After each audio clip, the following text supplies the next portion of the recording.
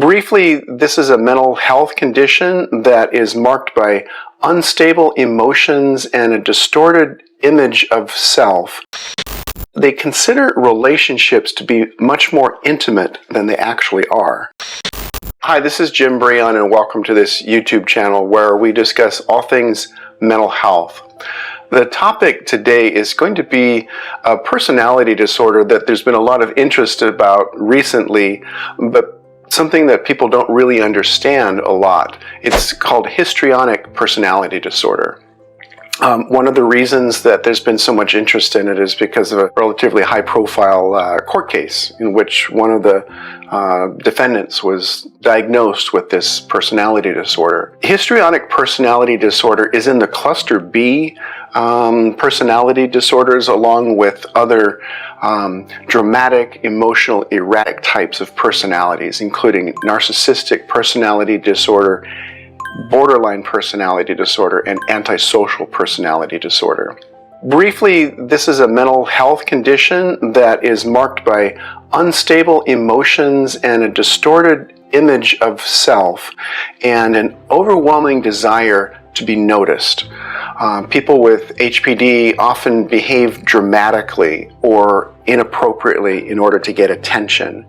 To be diagnosed with this condition, you have to meet 5 of 8 criteria according to the DSM. And those criteria are feeling discomfort in situations in which you're not the center of attention, interaction with others that's often characterized by inappropriate, sexually seductive or provocative behavior, and rapidly shifting but shallow expressions of emotion, consistently using physical appearance to draw attention to yourself, and a style of speech that is excessively impressionistic and lacking in detail. And I'll talk more about what that means.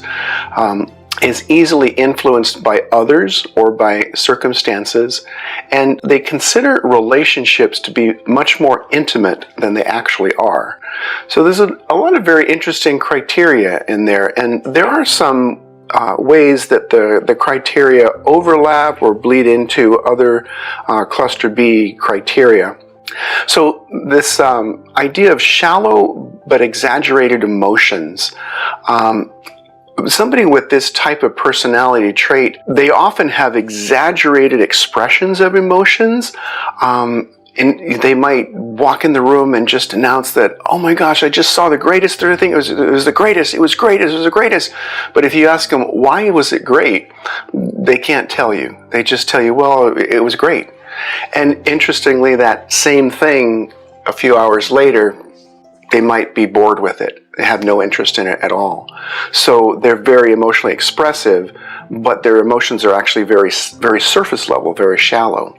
They're very uncomfortable when they're not the center of attention, and they will do just about anything to garner attention, including walking into a room and joining a conversation and saying something loud, outrageous, and just to upset everybody in the room so that the attention turns towards them. Often these people are very flirtatious, and their physical appearance reflects that. And even as they age, their physical appearance, the way that they dress, doesn't change sometimes. So you might have, a 70-year-old woman who's dressing in clothing that, a 20-year-old would wear. And they're very seductive, sometimes very inappropriately sexual. So they might come on to people at work or try to get involved in a relationship with somebody where it crosses all kinds of boundaries. Their dress can be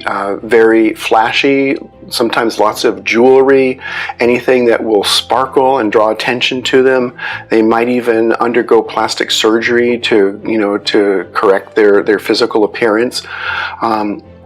And their personalities or their presentations are often larger than life. These are the people that, they walk into a room and every head turns towards them because they make a point of that happening. So this idea of impressionistic speech, what does that actually mean? If you think about the word impressionistic, it's not a word that we actually use a lot A lot of people might think of impressionistic artwork, from the earliest part of the 20th century or even before that. And impressionistic artwork is very colorful. It's very evocative emotionally, but there's not a lot of very fine detail. In fact, sometimes the brushstrokes they blur into each other. So that's kind of what it suggests. Their speech is impressionistic. It will be very dramatic, but it's almost like there's no there. If you ask them for more detail, they can't often offer detail. Something that's very interesting about this personality trait is that these people are often very easily influenced and very suggestible. They can be very naive and easily fooled, easily duped. Emotionally, they're very immature, and that's why they're often prey to people who are trying to scam them. They will listen to somebody's advice about something and totally buy into that advice, and then they'll talk to another person who will give them some differing advice, and they're totally buying into that. So they're very easily influenced by people.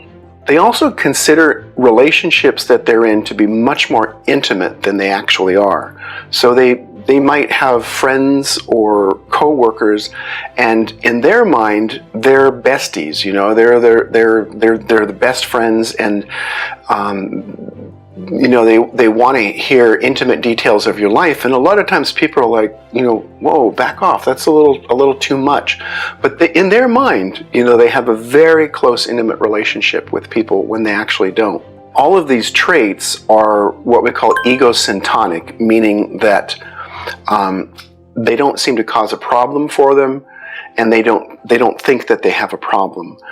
And they also have very low insight. That's a common trait with a lot of these cluster B personalities, which also makes it very difficult for them to get help, because they rarely will enter treatment unless they get into treatment for some other reason, like depression or a marital issue, something like that.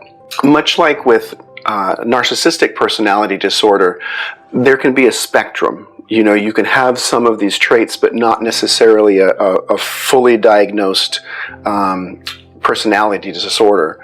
And much like narcissistic personality disorder, these people can often be very emotionally immature and stunted in their emotional development. As far as the DSM, there's actually been a lot of talk recently about taking this diagnosis out of the DSM, because they're starting to think of this as actually a version of narcissistic personality disorder and not a distinct disorder altogether. Like most personality disorders, it's estimated it affects about 1 to 3% of the population, although some personality disorders like narcissistic personality disorder, the likelihood is that the number of people with that disorder is probably much higher than suggested. It does seem that women are affected with this 2 to 3 times more than men. And often people with this personality type, they will move from one relationship to another very quickly. As soon as one relationship ends, they'll move into another relationship. And again, they feel that they're much more intimately connected to people than they actually are. These people are often parentified children because they often come from a background where there might be some abuse, neglect, or maybe one of their parents had this same disorder, and often they have to take care of their younger siblings as they're growing. Their emotions are shallow and they have very low empathy, but they can often have very dramatic expressions of emotions. And boundaries with them are very difficult. They really don't understand or don't respect boundaries. And sometimes they can be unfaithful. They're also often attracted to narcissists. And if you think about what that dynamic might look like, you can see how a relationship with someone with NPD and HPD can be a battle for attention. As far as the causes, like most personality disorders, there's a genetic component to it, as well as the way that they cope with childhood trauma often.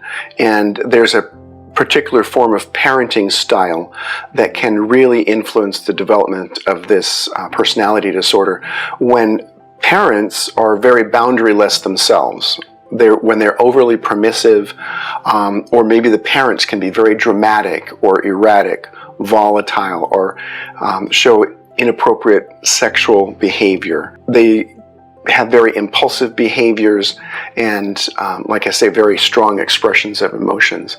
As far as treatment, if people do get into treatment, it's found that group therapy can actually be very helpful for people with this type of personality. But the problem is getting them into therapy. Also, some forms of psychodynamic or supportive therapy, even CBT, can be helpful. And while there's no cure for this disorder, therapy can help, and it can help people to live more productive lives, to gain some insight, and to function better socially. So if the video is helpful to you, I invite you to like and subscribe and put a comment in and let me know what you think. If you have questions, anything that you'd like to hear about. And I'll look forward to doing more of these talks with you. Thank you.